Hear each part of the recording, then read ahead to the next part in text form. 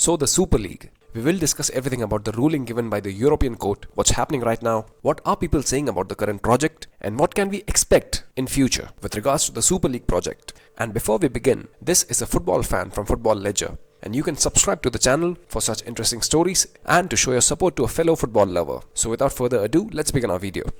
So all of this started when there was an announcement in April 2021 about a breakaway European Football League which will directly compete with UEFA competitions like the Champions League, the Europa League and the Conference League, and will have the biggest clubs of European football. This competition was the brainchild of Real Madrid's Florentino Perez and had the support of 12 founding members, which included the Big Six from England and the Big Three clubs from Italy and Spain. The reason why they wanted to create this league was because of the financial disparity among the European clubs. I'll explain this with a couple of examples. First up, the clubs that have rich owners and are supported by the states. Their financial strength cannot be matched in the current football landscape. Secondly, there's a significant difference to what a Premier League club earns compared to the other clubs in Europe, all of which as of now are controlled and regulated by Uefa. So the idea was to create a tournament which will have the most exciting matches because it will have the best teams in Europe, generating more income for the clubs who are more recognized, has a larger fan base. Basically, this would have been a competition whose financial structure would directly support the football clubs, specifically those clubs who have created the image of European football and have created a global football fan base. In process, taking the control out of the hands of Uefa or the leagues of any other country like Premier League or La Liga.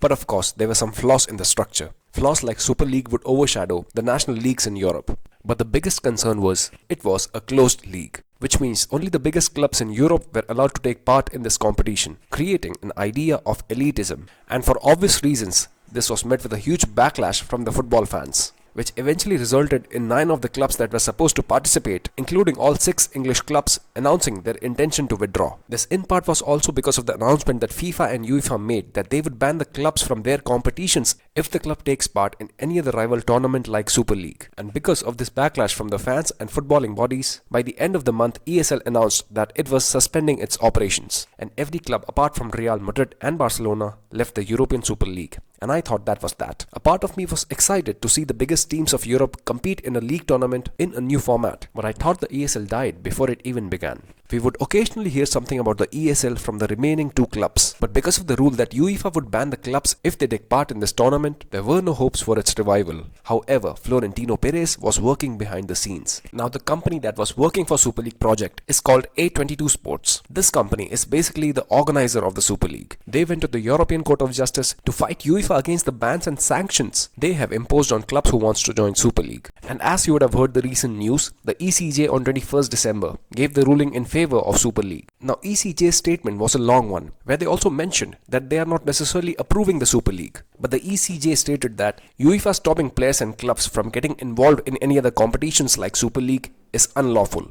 and UEFA cannot do that. Now this does not mean that Super League is good to go. This actually means if the organizers can convince the other clubs to join their project, they can then organize the Super League. And UEFA or FIFA cannot ban or sanction the clubs and players. So how are things looking at this point for the Super League? Well, the situation seems to be a little complicated as of now. The clubs that have joined Barcelona and Real Madrid for the Super League are Napoli and Juventus from Italy. But the rest of the big clubs in Europe have refused to be the part of Super League for now. These clubs include the Big Six in England, Bayern, Dortmund, Leverkusen and RB Leipzig from Germany, AS Roma and Inter Milan from Italy, PSG and AS Monaco from France, Portuguese club Benfica and Braga, and Feyenoord from the Netherlands. Spanish clubs like Girona, Atletico Madrid, Sevilla and Real Sociedad have also rejected to be a part of Super League. And more teams can come forward refusing publicly to be a part by the time I upload this video. And it's not just about the clubs rejecting the league, but also the statements that are coming out from important officials from clubs and different leagues are concerning. Like UEFA President Alexander Sefrin said, "We will not try to stop them. They can create whatever they want, we'll let them do it, but we have our plan." He also called it a zombie league and said this, and I quote, "I hope they start their Super League competition as soon as possible, with only 2 clubs. Well, Sefrin fired some shots right there. Longtime chairman of Bayern Munich, Karl-Heinz Rummenigge said, "Real Madrid and Barcelona are doing this because they want to damage Premier League, which earns more because it is the better league, and nobody in Germany would move into the Super League." La Liga president Javier Tebas said, "The Super League will be a double championship between Barcelona and Real Madrid, and there are 0 chances to create the Super League." So some tough words out there, and one would assume that there are no hopes for the Super League. But that's not the case, to be honest. And I personally think that people involved in the Super League will slowly be able to get clubs on board. And one major reason for that will obviously be money. And once a few major clubs start getting involved in the league, the rest will follow soon. So now for the people who are in favor of Super League, let's see what they are saying. First up, Barcelona president Juan Laporta. After the court gave the ruling in Super League's favor, he called it an historic opportunity to better distribute the wealth between the football clubs. He emphasized on the fact that Super League was not intended to go against the Spanish league or national competitions, but did say that the way the football is structured today favors the clubs with ultimate wealth. He is surely referring to clubs like Manchester City, Newcastle and PSG. Florentino Perez, the Real Madrid president, said this: "Today will mark a before and after in the history of European football. Football is in the hands of the clubs, the fans and the players." He talked a lot about the project, but the important points to discuss here is that they can work with freedom and without any fear of punishment. And their intention is to make progress to the game, to make it more attractive to the fans. And most importantly, he said, football is no longer a monopoly. And finally, the clubs will be the masters of their own destiny. Napoli also happened to join the Super League, and their president, Olerio De Laurentiis, said, "I talked to Florentino Perez and we agreed that the real entrepreneurs will sit at the table because today football is managed by the people who are not only old but above all, they lack vision." Now these were few points from the people who are championing the Super League. The most important anecdotes were given by the A22 CEO, Brent Richard. He gave an interview to Cope's El Partidazo. It was a big interview, so I'll summarize his points. First up, he talked about how the other clubs are rejecting the Super League as of now. He said, "Today many clubs have made the statement, in which we continue to see the 70-year-old UEFA monopoly." He said, "With time we are going to convince the important clubs of Europe. I have spoken to many clubs today, but we have not tried to negotiate and close the agreements. We are not going to force the clubs. We are not here to create the walls. We are here to unite and not to divide." He also said, "Some of the clubs that said no today called me to explain themselves, in a way saying that they are with the project." Now this is interesting.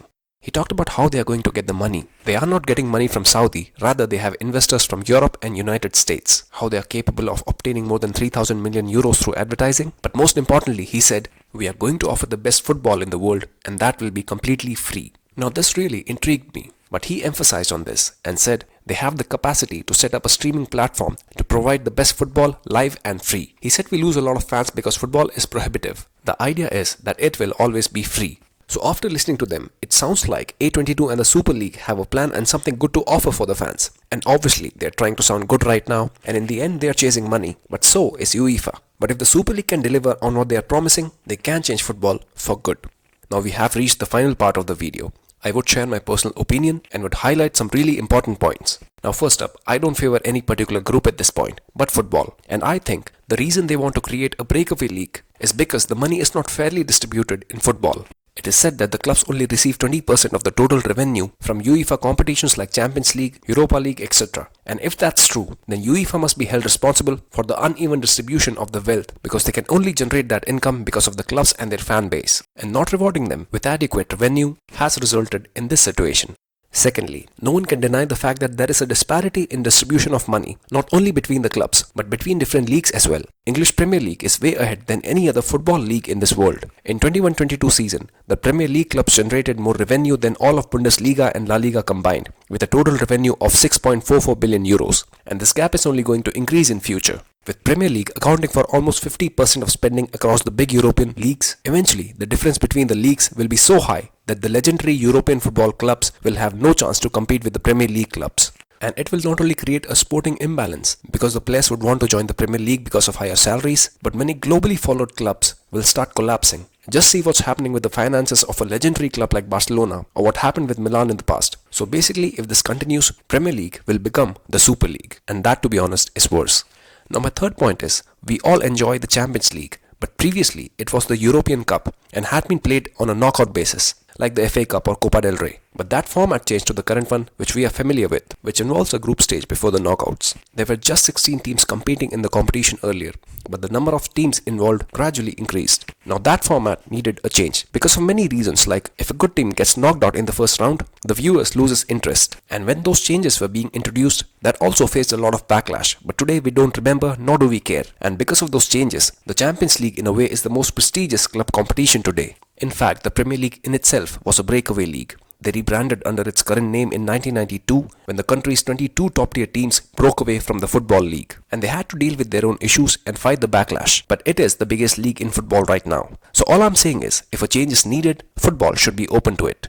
And if we talk about UEFA, even the fact that UEFA created the Nations League tournament, that has not been accepted very well by the clubs, the players and the people involved in football. And in the end, people understand that it's about money. So UEFA standing and bearing the football flag, saying football cannot be sold, that's hypocrisy. Now before I end this video, I also wanted to talk about what can be a common ground for these UEFA and Super League people. You know, a possible solution where a new tournament can be created or the existing one can be modified, which is not a burden for the players as well in terms of the scheduling of the matches. And most importantly, us fans can enjoy some proper football. And I completely understand that I'm no one to suggest a solution, and there are more qualified people who can and who are possibly trying to find a solution for all of this. But if you want to reach a position where you want to make most of the people somewhat satisfied, then UEFA and Super League will have to come to some sort of an understanding. I know it's better said than done, and Super League can take place even without UEFA being with them. But unless UEFA accepts Super League, I believe that they can create some roadblocks, and people will have some reservations for a breakaway league if that league does not have the acceptance of the body that regulates the clubs involved in that league. So how can UEFA and Super League can be on the same page?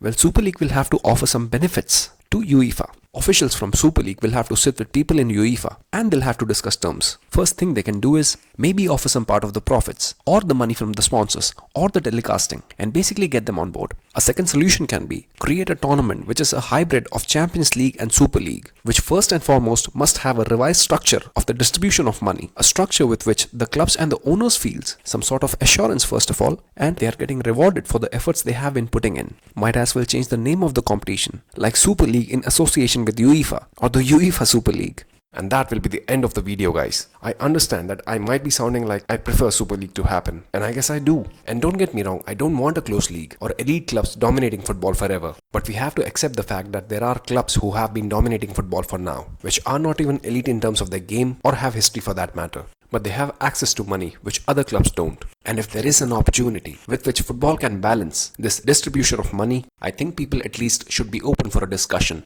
Please share your thoughts. I really want to understand what you guys think. Share the video, subscribe to the channel, and have a pleasant day. See you on the next one. Ciao.